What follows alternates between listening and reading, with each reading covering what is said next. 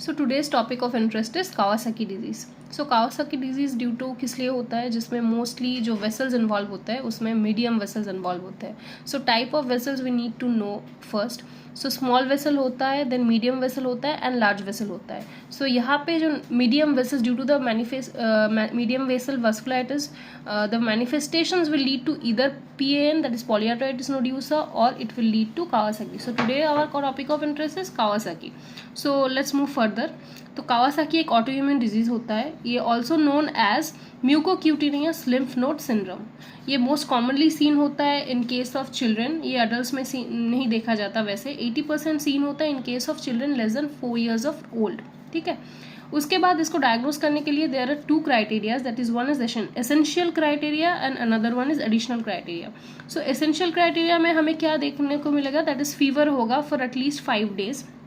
And यहाँ पे irritability will be more prevalent than the fever. Fever तो always will be there, लेकिन along with that there will be also the irritability. Now let's move to the additional criteria. So for the additional criteria there is a certain mnemonic, that is REMA. So R for rash, that is polymorphous non-vesicular rash. Non-vesicular, why non-vesicular? Because it's not fluid filled. And where we can see the vesicular rash, we can see the vesicular rash, that is fluid filled rash in case of chickenpox. Okay, let's move further. E for edema, that is hands and feet में हमें edema देखने को मिलेगा. Along with that eyes में हमें conjunctivitis देखने को मिलेगा, that will be non-purulent. After that mucosal involvement होगा, दैट इज स्ट्रॉबेरी टंग हमें देखने को मिलेगा.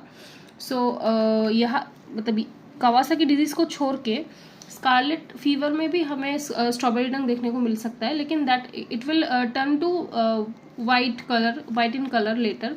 बट कावासाकी डिजीज में throughout the disease we will see it as strawberry.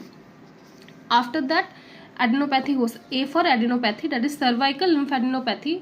ये नॉन सेप्यूरेटिव मतलब पल्स फॉर्मिंग नहीं है and non tender. Now let's come to the inflammatory marker, जिसको देख के हम कावासाकी डिजीज को डायग्नोस कर सकते हैं एडिशनली, जो कि है थ्रोम्बोपोएटिन. क्यों? क्योंकि एट द 2nd और 3rd week of illness we can see that thrombocytosis, that is increase number of thrombocytes, right. Along with that let's come to the complications. यहाँ पे कॉर्नरी आर्टरी ज़्यादा affected होता है, coronary artery एन्यूरिज्म्स देखने को मिलता है. So it can also lead to acute myocardial infection in children. Generally बच्चों में हार्ट अटैक या फिर MI ये सब नहीं दिखा जाता, लेकिन यहाँ पे ये हो सकता है. Now what are the diagnostic sign. So यहाँ पे डायग्नोस्टिक साइन नहीं है, कोई इको वगैरह कुछ नहीं हमें करना पड़ेगा डायग्नोसिस करने के लिए. ये टोटली क्लिनिकली डायग्नोस हमको करना पड़ेगा based on the additional criteria and the essential criteria I have written already and I have discussed. So यहाँ पे 3 स्टेज और फेजेस देखने को मिलेगा, that is acute stage, convalescent stage